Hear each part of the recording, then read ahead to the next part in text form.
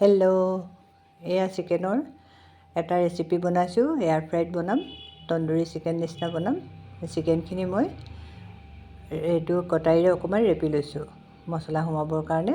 অলপ পিচকেইটা ডাঙৰকৈ লৈছোঁ, তেতিয়া ভাল হয়। অকণমান ডাঙৰ, সৰু হ'লেও পিচটো বনাব পাৰি বাৰু, কিন্তু মই অকণমান ডাঙৰকৈ লৈছোঁ। এইখিনি দৈখিনি মই এক্সট্ৰা পানীটো আঁতৰাই লৈছোঁ, চাকনিখনত দি পেলাই যিখিনি এক্সট্ৰা পানী সেইখিনি কৰি দৈখিনি উলিয়াইছোঁ তেনেকৈ, ডাঠ দৈখিনি।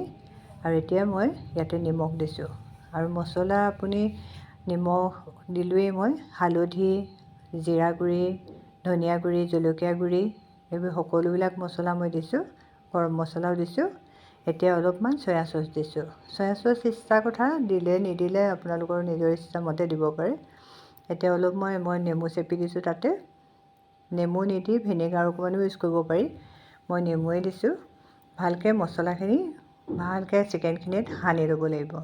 সানি মেৰিনেট কৰি আধা ঘণ্টা বা এঘণ্টা থ'লে ভাল হয় আৰু ইয়াতে আদা নহৰু পেষ্টটো দিব লাগিব।